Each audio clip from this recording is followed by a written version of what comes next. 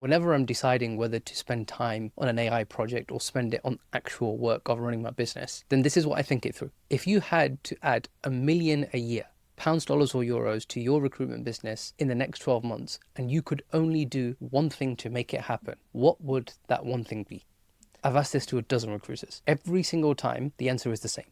More clients, more candidates, better relationships in the niche, maybe another recruiter, a retainer client, or even a contract desk. Not a single person has ever said Claude.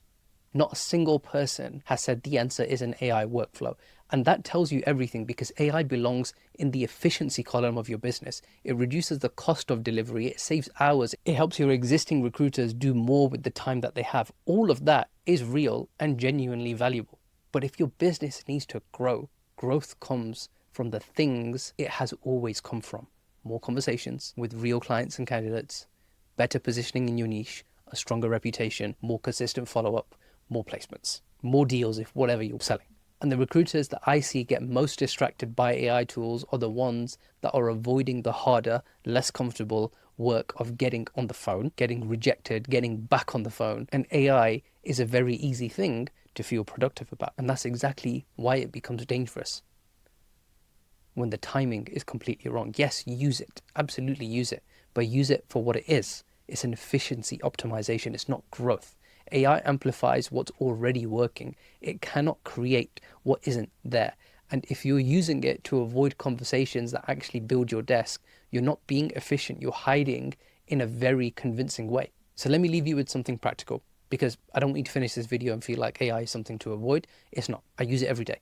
I'm building things with it right now, and you just need the right framework. Take one task, that's the rule.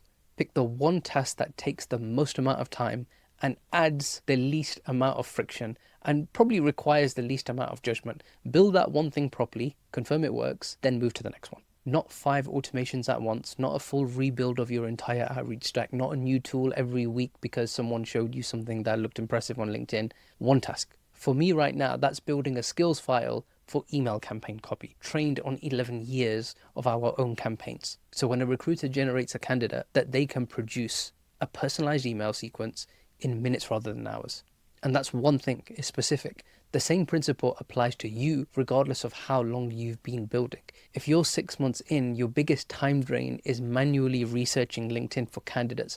Build a process to automate that. If your biggest drain is writing follow-up emails, build a template library trained on the ones that have worked for you. If it's CRM data that you're struggling to stay on top of to enter, then find the integration that removes that manual step. Start where the friction is actually the highest in your business, not where the technology is most interesting. And always ask the test question before you start. If I spent this time on calls with conversations with clients and candidates, would my business be further ahead? And if the answer is yes, stop building and make those phone calls. AI is the best tool for efficiency that has ever existed. Use it efficiently and use it for efficiency, not to substitute for doing the work.